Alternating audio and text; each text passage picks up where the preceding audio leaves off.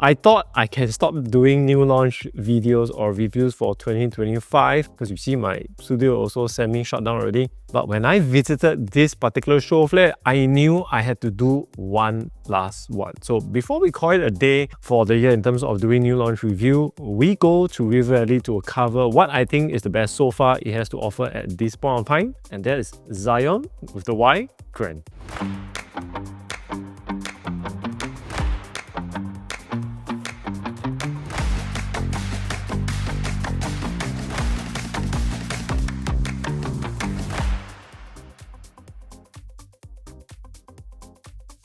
Disclaimer, whatever I share does not constitute financial advice. It is solely based on my opinion on what is right or wrong. So please do your own due diligence. If you're liking the content so far, please hit the like and subscribe button as your simple gesture will help a lot with the YouTube algorithm. If you are interested to find out more about property related matters, please find all the social media handles I am on, or you can just directly reach out to me on WhatsApp. Separately, I have also set up a Telegram group at the start of the year so that we can have a discussion that we as agents are not allowed to do so online, which is to talk. So if you are interested to get into a community that talks about everything under the sun about property, please scan the QR code, or for the boomers out there, I have pasted the link in my description. We're going to close the group invitation in probably a month or 2 times, so head over and I will see you there. Now back to the video. So before we start, 2 things. Number 1, CCR is a location not for everyone. River Valley has been the one area that has been supporting CCR prices for quite a while now. Without the performance at this neighborhood, the CCR price index would have fared far worse. Now, secondly, I want to answer this question that I have been constantly getting for the past 3 weeks. And this is the biggest dilemma that buyers who are not that literate with properties in Singapore will have for upcoming launches. And that is Zyon Grand, Penrith, or Sky better? Well, my opinion on this really differs on many levels. Can you be more specific for your questions? Because in what way is whichever it is better? I often return the question actually, is it for own use or is it purely for investment? Why? Because let me pick your brain a little bit. From a location point of view, which is better? Is it Penrith, Sky, or Zyon Grand?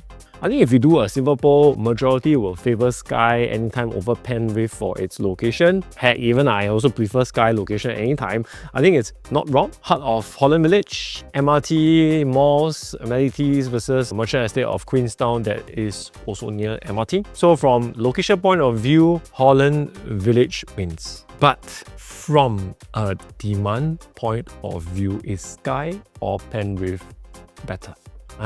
Some might say that better location equals to better demand. I'm sorry, the answer is it's not so straightforward. It may be the case, but you have to see what you're pitting yourself against. So I ask you this question again. Do you think Sky's demand in the future is going to be stronger or Penrith ones will be? So you have a good thing about it. Now, if majority favors Sky location over Penrith, then I ask you another question. Is Zyon Grand or Sky's location better? See?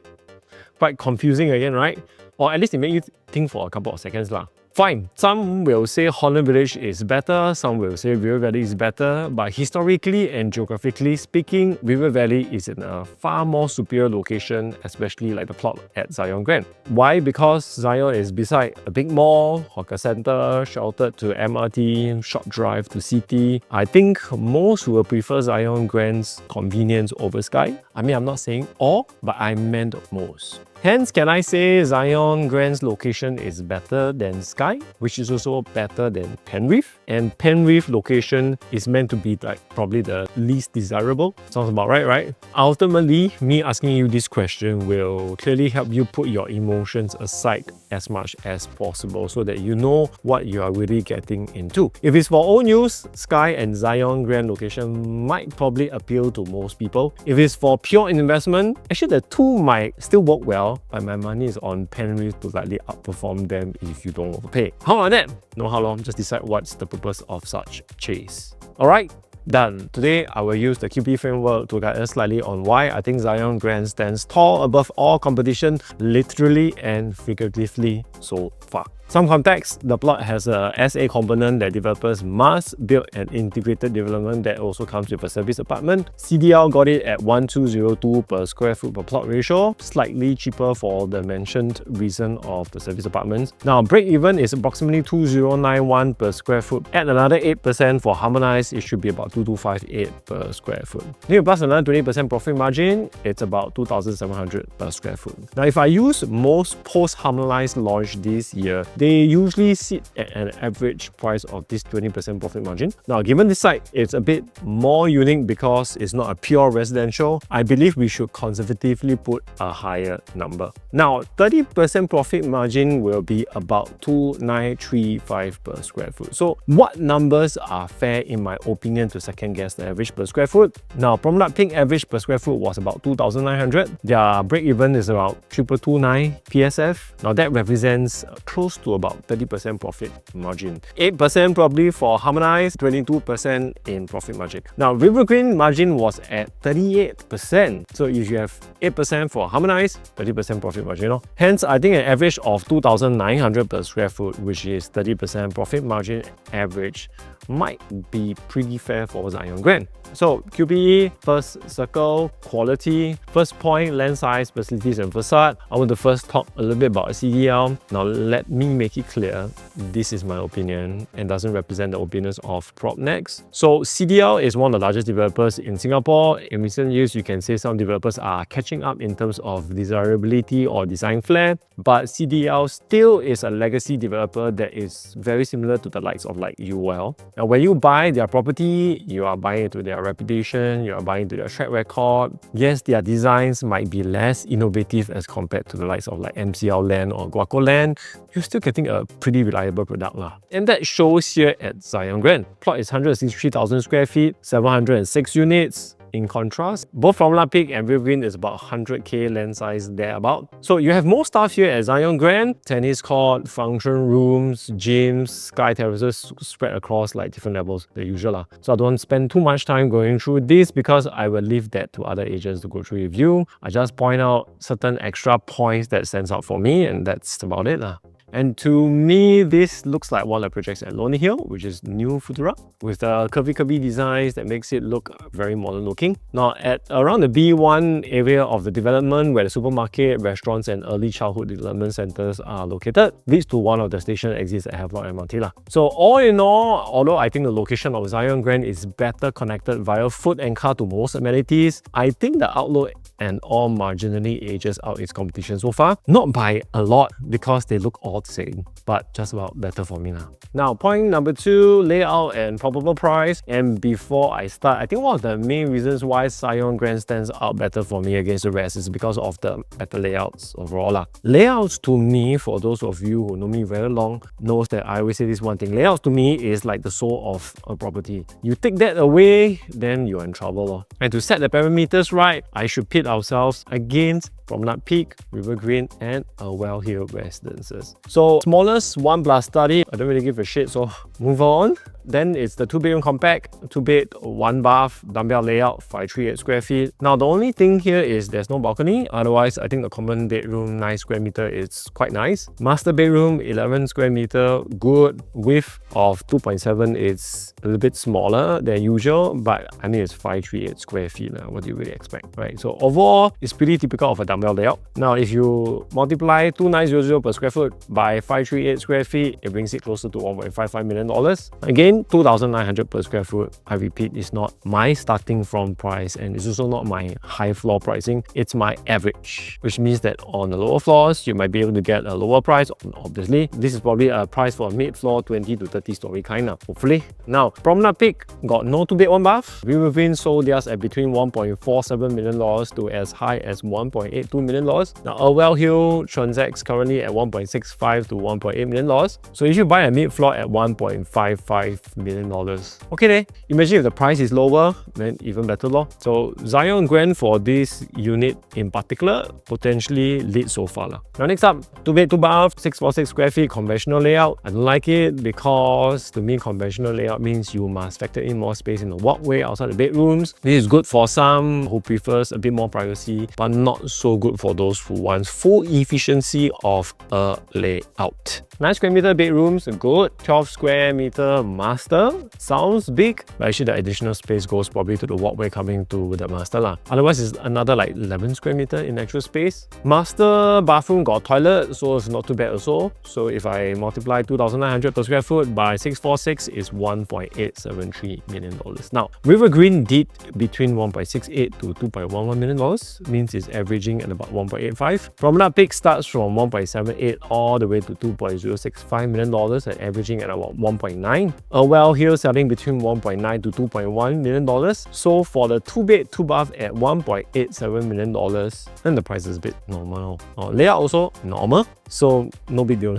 Now moving on to the next 2 plus study, 721 square feet. Haha, this one looks exactly like River Green 2 plus study, except they don't come straight into the kitchen like River Green. A 9 square meter common bedroom, 11 square meter master, very clean. I love this. So 721 square feet times 2,900 per square foot, $2.09 million. River Green sold an average of 2.1, Promenade Peak sells an average of 2.3, and Awell has no 2 plus study. So $2.1 million average is kind of hitting River Green's price bracket and costs cheaper than Promenade Peak and with a way better layout lah. So it is very fair and not too expensive, quite affordable given River Green sizes are tad smaller. Next up, the 3-bedroom compact, 818 and 861 square feet. Now the 818 square feet is an extension of the 2 bed 1 bath conventional layout. 818 square feet, mind you, is small, but they still managed to squeeze in like queen king. 1 bedroom is 10 square meters or more. Now only master toilet here has a window. 1 bedroom has the AC latch in front, preventing you from getting a full view. Galley kitchen, open concept kitchen for 3 bedrooms can be a bit disappointing, so I believe most will actually prefer the 861 square feet, which comes with a proper kitchen and window opening. So again, queen, king toilets all got window, so I think actually the larger one feels much more complete lah. Again, the width is still quite narrow at 2.7 meters. Because I always use River Green 872 and 883 as a gauge, so let's use the larger 861, shall we? 861 times 2,900 per square foot, $2.5 million averagely. River Green averages around $2.75 million. Promenade Peak has no 3 compact. Awell 3 compact transacts between $2.6 to $2.7 million.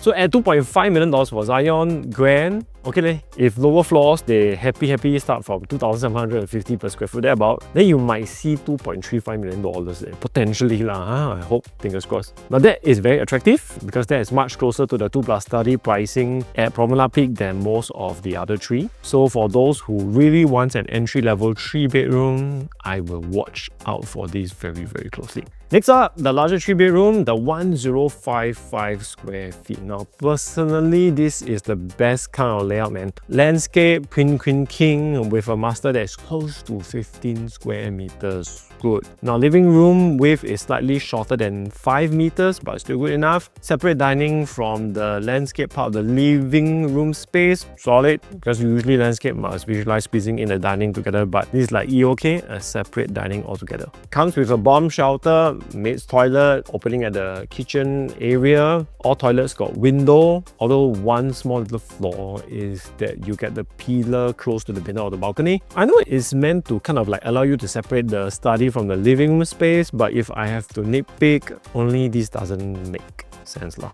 Other than that, this is the best 3 bedrooms in all the new launches so far. My opinion, better than River Green, better than Promenade Peak, better than Sky, better than Penrith. Developers, please build more of such layouts, please. Okay, thank you.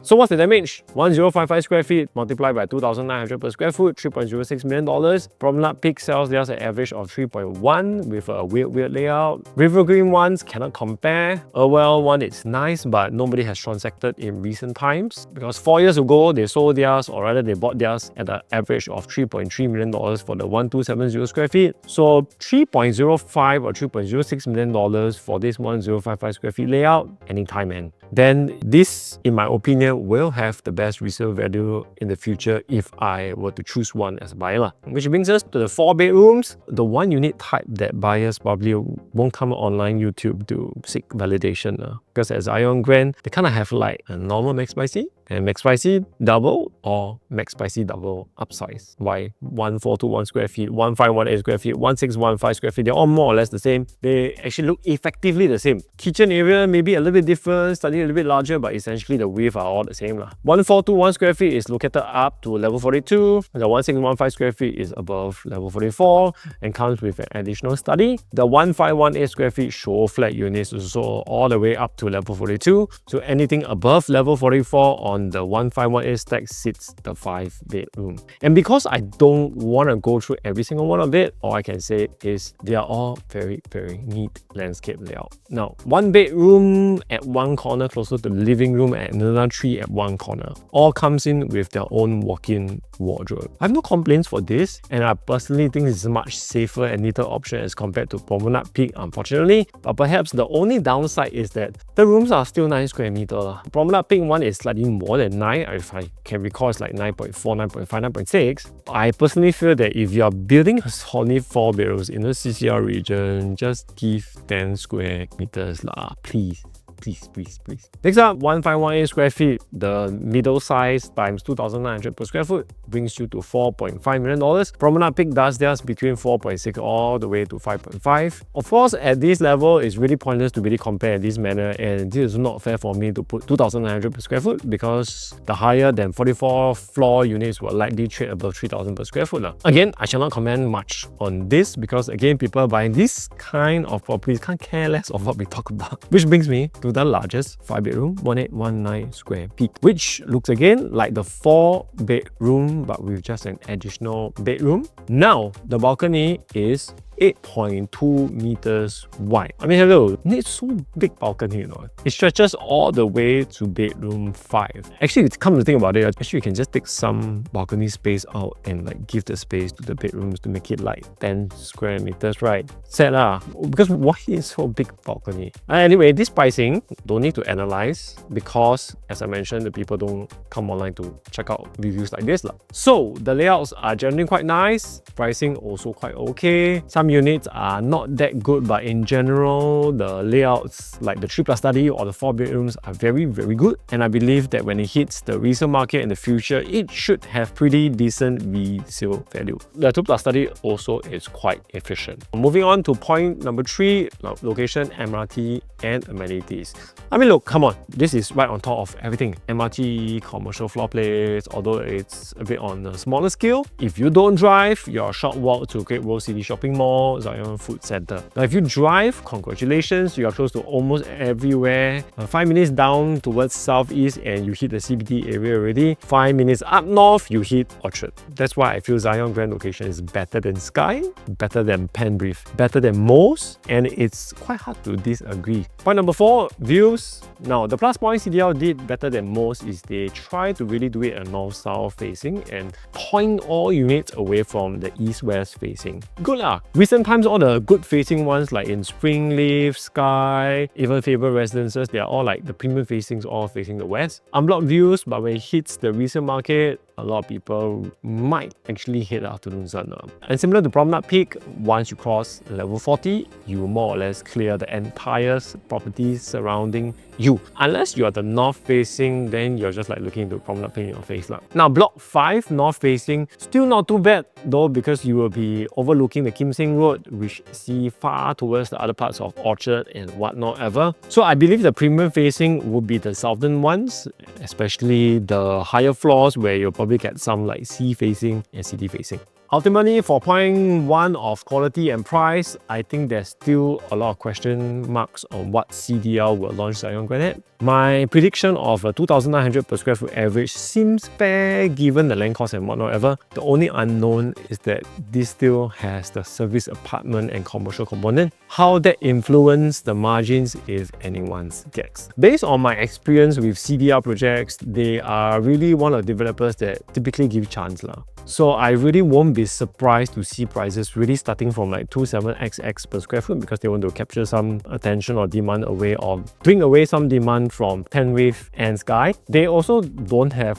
a habit of anyhow cutting throats. Now, although the facilities are pretty normal and not out of the ordinary, our layouts are pretty good for certain unit types. And if you are someone who really wants a good layout, good facing, good convenience, good connectivity, then the 3+ study and larger on the higher floors are gonna be priceless. Now, moving on to circle number 2, exit strategy. Point number 1, supply demand. Okay, this is the biggest challenge you might face owning one of these River Valley properties. Now, Zyon Grand is the third launch after Promenade Peak and River Green. Before that, it was Urwell, Martin Modern, and Revere. There's likely going to be like 3 more coming up. If I'm not wrong, I stand corrected. It will be a little bit packed with options in the next 4 to 5 years. And it's also partly one of the reasons why I tend to stay away from this for people looking for pure investment with no emotions despite its amazing location. Because remember, location and demand might not correlate to one another. However, if your purchase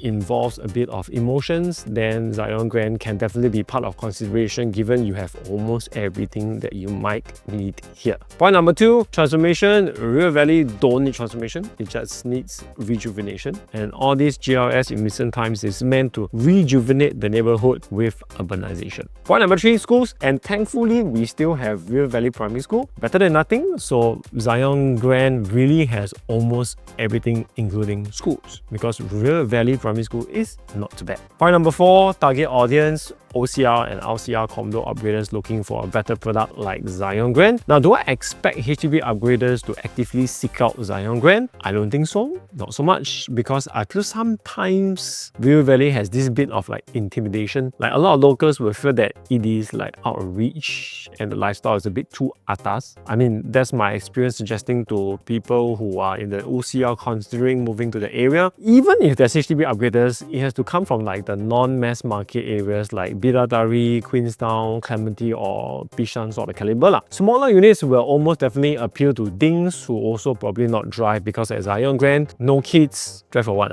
Just take public transport and walk. That's how good it is. So for circle exit strategy, although it's hard to fault anything about the location and convenience that Zyon Grand has to offer, it's really after all still CCR. And CCR region tend to have an aura about it. It's atas and doesn't have that kind of neighborhood vibes for sure. So I really believe this is like for the upper class peeps. And for pure investment, given what we at Pocket View believe is the key driver of the market, is not the upper class people. But it's really hard to ignore Zyon Grand. Now in summary, you realize that my video on Promenade Peak and River Green isn't there. It's not because I don't believe in it, but because there were some editing issues with it. River Valley is still an area that has carried the rest of the CCR region in its shoulders for the past 5 to 7 years. Now, properties there are still appreciating pretty well. It's not like what other experts are painting it to be. The location is amazing. The convenience is unrivaled. It's a short walk to my favorite mall at Great World City. It's just so close to everything.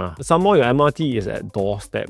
Drive also so close to everything. Layouts are also very, very good for the larger size ones. View also good. Really hard not to like.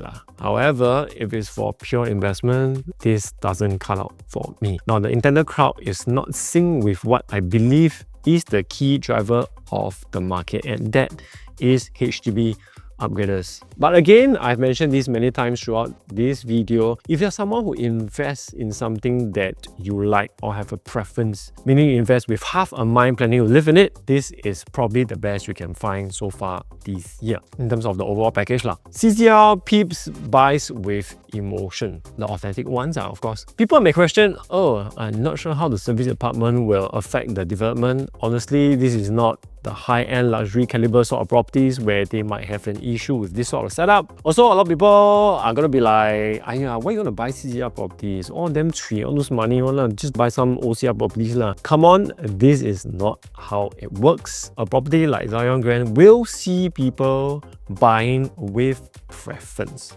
So, I ask you once again, is Zyon Grand location better or is Sky or Penrith better? I think the answer is clear. It should be a property that you are looking to invest to live in it, except if you just care about making money, you have other better places to invest.